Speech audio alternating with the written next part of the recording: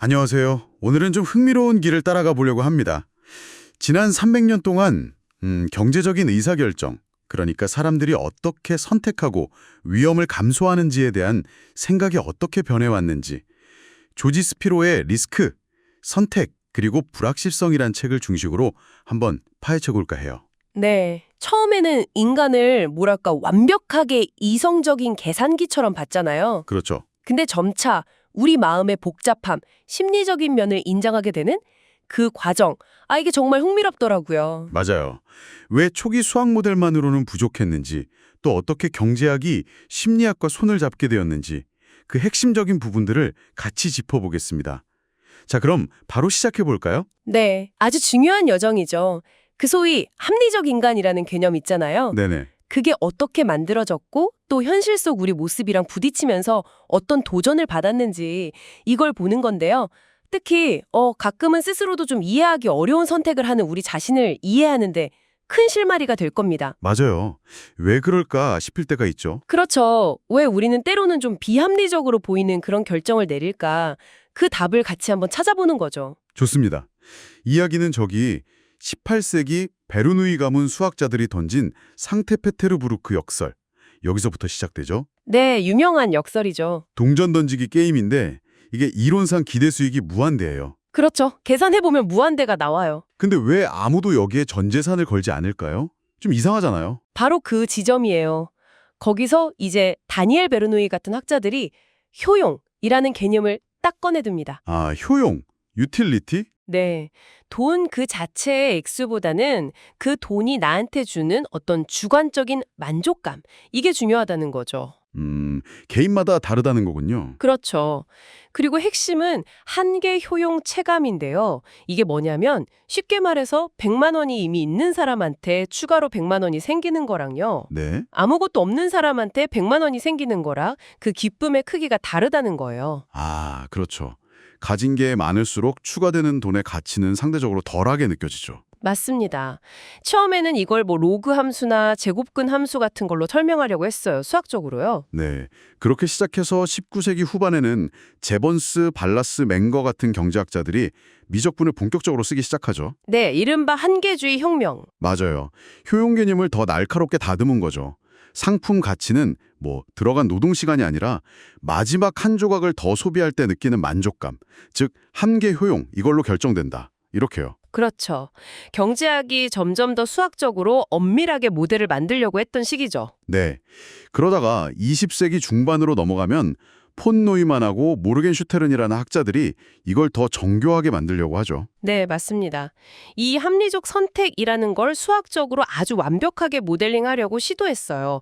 그게 바로 게임 이론하고 기대 효용 이론입니다. 아, 그 유명한 이론들. 네, 몇 가지 기본 규칙, 공리라고 부르는데요. 예를 들어 완전성이나 이행성, 독립성 같은 거요. 이것만 만족하면 누구나 가장 합리적인 최선의 선택을 할 수 있다. 이렇게 본 거죠. 그 독립성 공리라는 게 좀 중요했던 것 같은데요. 네. 핵심적인 가정 중 하나였죠. 관련 없는 다른 선택지가 중간에 끼어든다고 해서 원래 내가 좋아하던 것들 사이에 선호 순서가 바뀌면 안 된다는 거였어요. 이게 합리성의 기본이라고 본 거죠. 그런데 이 완벽해 보이는 이론에 어. 균열이 생기기 시작해요. 그렇죠. 슬슬 문제가 드러나죠. 모리스 알레라는 경제학자의 실험이 아주 대표적인데요. 네, 알레의 역설? 사람들한테 확실하게 100만 달러를 받을래? 아니면 89% 확률로 100만 달러, 10% 확률로 500만 달러, 1% 확률로 꽝. 이런 식으로 선택지를 줬더니 네, 계산해보면 기대값은 후자가 더 높은 경우가 많아요. 그렇죠. 근데 많은 사람들이 그냥 확실한 100만 달러를 고르더라는 거예요. 또 다른 선택지 조합에서는 아까 말씀하신 그 독립성 공리를 그냥 확 깨버리는 결과가 나온 거죠. 맞아요. 사람들은 불확실한 것보다는 확실한 걸, 좀 비합리적일 정도로 선호하는 경향을 보인 거예요. 이게 왜 중요하냐면 그 합리성 모델의 기본 전제 자체를 흔들어 버린 거잖아요. 그렇죠. 엘스버그 역시 비슷한 맥락에서 확률 정보가 좀 애매모호할 때 사람들이 보이는 비일관적인 선택, 이걸 엘스버그 역설로 보여줬고요. 네. 합리성 모델이 뭔가 현실과 안 맞는다는 증거들이 자꾸 나온 거예요. 바로 그 균열을 허버트 사이먼 같은 학자가 제대로 파고들었습니다. 그는 인간은 뭐 신이 아니다 이렇게 말하면서 우리 능력에는 한계가 있다고 지적했어요. 인지 능력, 계산 능력, 정보 처리 능력이에요. 아, 제한된 합리성. 맞습니다. 그래서 우리는 항상 최선의 선택, 최적화, 옵티마이제이션을 하는 게 아니라 그냥 이 정도면 됐어 하고 만족하는 수준에서 멈춘다. 이걸 만족화, satisficing이라고 불렀죠. 최선이 아니라 그냥 괜찮은 수준에서 타협한다는 거군요. 그렇죠. 그 이후에 데니얼 카너먼하고 아모스 투버스키는 여기서 더 나아가서 그럼 우리가 논리 대신 뭘 쓰냐 이걸 밝혀낸 거예요. 바로 휴리스틱이라는 거죠. 아, 휴리스틱. 머릿속 지름길가 같은 거요? 네, 맞아요. 복잡한 세상을 빠르고 쉽게 판단하기 위한 일종의 어림짐작, 경험 법칙 같은 거예요. 예를 들면 가용성 휴리스틱이라는 게 있는데요. 네. 그건 뭔가요? 이건 뭐냐면 우리가 머릿속에서 쉽게 떠올릴 수 있는 정보일수록 더 중요하고 빈번하게 일어난다고 착각하는 경향이에요. 아, 예를 들면요? 만약 최근 뉴스에서 비행기 사고 소식을 크게 봤다면요. 통계적으로는 자동차 사고가 훨씬 위험한데도 불구하고 왠지 비행기 타는 게 더 무섭게 느껴질 수 있는 거죠. 아, 네네. 그럴 수 있겠네요. 이런 휴리스틱 때문에 우리가 예측 가능한 방식으로 실수하고 편향된 판단을 하게 된다는 겁니다. 그래서 이 카너먼과 트버스키가 프로스펙트 이론이라는 걸 내놓은 거군요. 네, 맞습니다. 이게 이제 행동경제학의 아주 중요한 이론인데요. 실제 우리 사람들이 이득과 손실을 어떻게 느끼고 또 확률을 어떻게 좀 왜곡해서 받아들이는지 이걸 설명하는 모델이에요. 손실을 더 크게 느낀다거나 뭐 그런 내용이었던 것 같은데요? 정확해요. 여기서 정말 중요한 발견 중 하나가 바로 손실 회피 성향입니다.